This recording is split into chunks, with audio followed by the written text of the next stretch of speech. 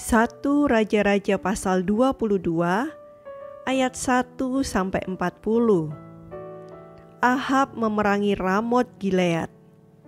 Nabi Tuhan berhadapan dengan nabi-nabi palsu. 3 tahun lamanya orang tinggal aman dengan tidak ada perang antara Aram dan Israel. Pada tahun yang ketiga, pergilah Yosafat Raja Yehuda kepada Raja Israel. Berkatalah Raja Israel kepada pegawai-pegawainya, "Tahukah kamu bahwa Ramot Gilead sebenarnya milik kita?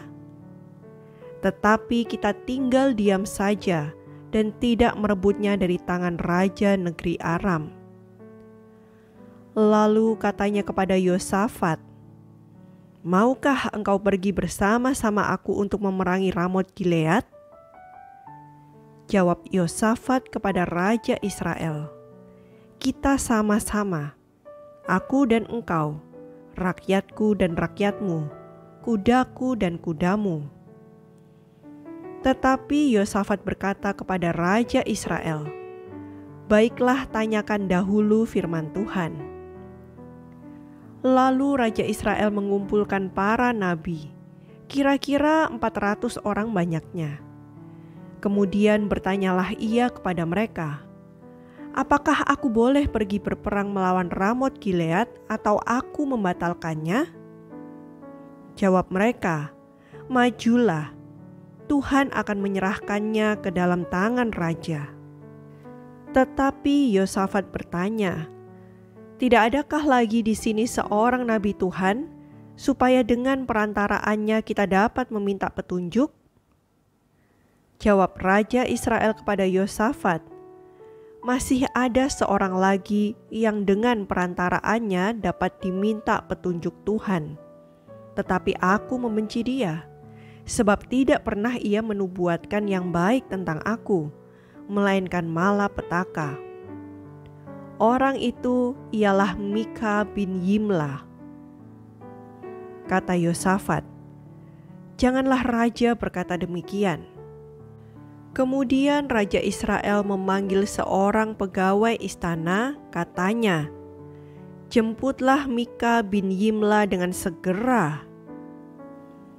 Sementara Raja Israel dan Yosafat, Raja Yehuda, duduk masing-masing di atas tahtanya dengan pakaian kebesaran, di suatu tempat pengirikan di depan pintu gerbang Samaria, sedang semua nabi itu bernubuat di depan mereka. Maka Sedekia bin Kenaana membuat tanduk-tanduk besi lalu berkata, "Beginilah firman Tuhan, dengan ini engkau akan menanduk Aram sampai engkau menghabiskan mereka." Juga semua nabi itu bernubuat demikian, katanya, "Majulah ke Ramot Gilead, dan engkau akan beruntung. Tuhan akan menyerahkannya ke dalam tangan raja." Suruhan yang pergi memanggil Mika itu berkata kepadanya, "Ketahuilah, nabi-nabi itu sudah sepakat meramalkan yang baik bagi raja. Hendaklah engkau juga berbicara seperti salah seorang daripada mereka dan meramalkan yang baik." Tetapi Mika menjawab, "Demi Tuhan yang hidup, sesungguhnya apa yang akan difirmankan Tuhan kepadaku, itulah yang akan kukatakan." Setelah ia sampai kepada raja, bertanyalah raja kepadanya, "Mika, apakah kami boleh pergi berperang melawan Ramot Gilead, atau kami membatalkannya?" Jawabnya kepadanya, "Majulah dan engkau akan beruntung, sebab Tuhan akan menyerahkannya ke dalam tangan raja." Tetapi raja berkata kepadanya, "Sampai berapa kali aku menyuruh engkau bersumpah, supaya engkau mengatakan kepadaku tidak lain dari kebenaran demi nama Tuhan?" Lalu jawabnya, "Telah kulihat seluruh Israel bercerai-berai di gunung-gunung seperti domba-domba yang tidak mempunyai gembala. Sebab itu Tuhan berfirman, mereka ini tidak punya tuan. Baiklah masing-masing pulang ke rumahnya dengan selamat. Kemudian Raja Israel berkata kepada Yosafat, bukankah telah kukatakan kepadamu, tidak pernah ia menubuatkan yang baik tentang aku, melainkan hanya malapetaka?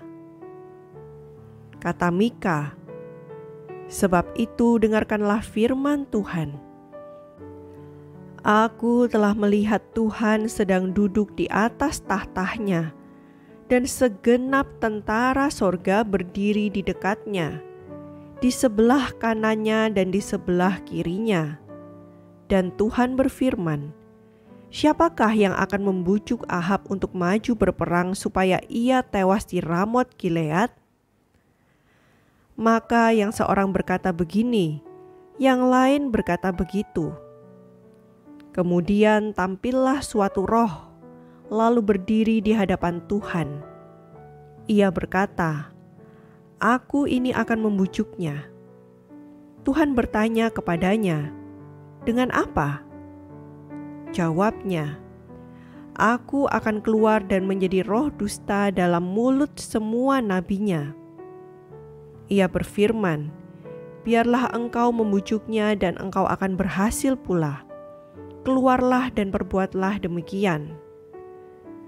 Karena itu sesungguhnya Tuhan telah menaruh roh dusta ke dalam mulut semua nabimu ini. Sebab Tuhan telah menetapkan untuk menimpakan malapetaka kepadamu. Sesudah itu tampillah Sedekia bin Kenaana. Ditamparnyalah pipi Mika serta berkata, mana boleh roh Tuhan pindah daripadaku untuk berbicara kepadamu? Tetapi Mika menjawab, sesungguhnya engkau akan melihatnya pada hari engkau lari dari satu kamar ke kamar yang lain untuk menyembunyikan diri. Berkatalah Raja Israel, tangkaplah Mika, bawa dia kembali kepada Amon, penguasa kota, dan kepada Yoas anak raja, dan katakan, beginilah titah raja, masukkan orang ini dalam penjara, dan beri dia makan roti dan minum air serba sedikit, sampai aku pulang dengan selamat. Tetapi jawab Mika, jika benar-benar engkau pulang dengan selamat, tentulah Tuhan tidak berfirman dengan perantaraanku. Lalu disambungnya, dengarlah hai bangsa-bangsa sekalian. Sesudah itu majulah Raja Israel dengan Yosafat Raja Yehuda ke Ramot Gilead. Raja Israel berkata kepada Yosafat, aku akan menyamar dan masuk pertempuran, tetapi engkau pakailah pakaian kebesaranmu. Lalu menyamarlah Raja Israel, kemudian masuk ke pertempuran. Adapun Raja negeri Aram telah memberi perintah kepada para panglima pasukan keretanya, 32 orang banyaknya demikian. Janganlah kamu berperang melawan sembarang orang, melainkan melawan Raja Israel saja. Segera sesudah para panglima pasukan kereta itu melihat Yosafat, mereka berkata, itu pasti Raja Israel. Lalu majulah mereka untuk menyerang dia, tetapi Yosafat berteriak. Segera sesudah para panglima pasukan kereta itu melihat bahwa dia bukanlah Raja Israel, maka undurlah mereka daripadanya. Tetapi seseorang menarik panahnya dan menembak dengan sembarangan saja dan mengenai Raja Israel di antara sambungan baju sirahnya. Kemudian ia berkata kepada pengemudi keretanya, putar, bawa aku keluar dari pertempuran, sebab aku sudah luka. Tetapi pertempuran itu bertambah seru pada hari itu. Dan raja tetap ditopang berdiri di dalam kereta berhadapan dengan orang Aram itu. sampai ia mati pada waktu petang. Darahnya mengalir dari lukanya ke dalam palung kereta. Kira-kira pada waktu matahari terbenam, terdengarlah teriakan di sepanjang barisan tentara itu. Masing-masing ke kotanya, masing-masing ke negerinya, raja sudah mati. Maka pulanglah mereka ke Samaria, lalu mereka menguburkan raja di Samaria. Ketika kereta itu dicuci di tepi telaga Samaria, maka darah raja dijilat anjing. Sedang perempuan-perempuan sundal mandi di tempat itu sesuai dengan firman Tuhan yang telah diucapkannya.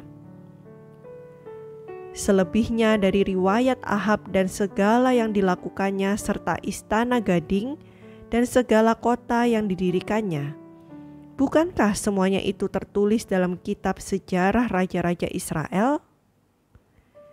Demikianlah Ahab mendapat perhentian bersama-sama dengan nenek moyangnya. Maka Ahazia anaknya menjadi raja menggantikan dia. Ayat 41-51. Yosafat Raja Yehuda. Yosafat anak Asa menjadi raja atas Yehuda dalam tahun keempat zaman Ahab raja Israel.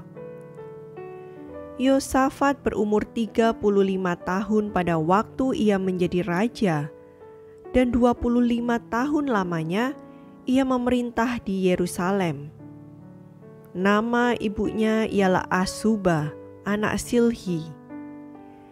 Ia hidup mengikuti jejak Asa ayahnya. Ia tidak menyimpang daripadanya dan melakukan apa yang benar di mata Tuhan. Hanya bukit-bukit pengorbanan tidak dijauhkan. Orang masih mempersembahkan dan membakar korban di bukit-bukit itu. Dan Yosafat hidup dalam damai dengan Raja Israel. Selebihnya dari riwayat Yosafat dan kepahlawanan yang dilakukannya dan bagaimana ia berperang, bukankah semuanya itu tertulis dalam kitab sejarah raja-raja Yehuda? Dan sisa pelacuran bakti yang masih tinggal dalam zaman Asa ayahnya, dihapuskannya dari negeri itu. Tidak ada raja di Edom, karena itu yang menjadi raja ialah seorang kepala daerah. Yosafat membuat kapal-kapal Tarsis untuk pergi ke Ofir mengambil emas. Tetapi kapal-kapal itu tidak jadi pergi ke sana, sebab kapal-kapal itu pecah di Esion Geber. Pada waktu itu Ahazia anak Ahab berkata kepada Yosafat, "Baiklah anak buahku pergi bersama-sama anak buahmu dengan kapal-kapal itu." Tetapi Yosafat tidak mau. Kemudian Yosafat mendapat perhentian bersama-sama dengan nenek moyangnya, dan ia dikuburkan di samping nenek moyangnya di kota Daud bapa leluhurnya. Maka Yoram anaknya menjadi raja menggantikan dia. Ayat 52-54. Ahazia raja Israel.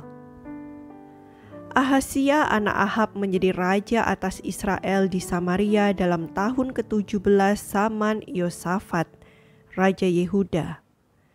Dan ia memerintah atas Israel 2 tahun lamanya.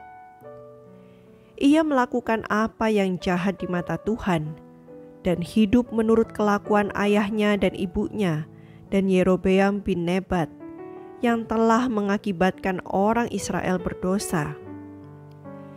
Ia beribadah kepada Baal dan sujud menyembah kepadanya, dan dengan demikian ia menimbulkan sakit hati Tuhan Allah Israel, tepat seperti yang dilakukan ayahnya.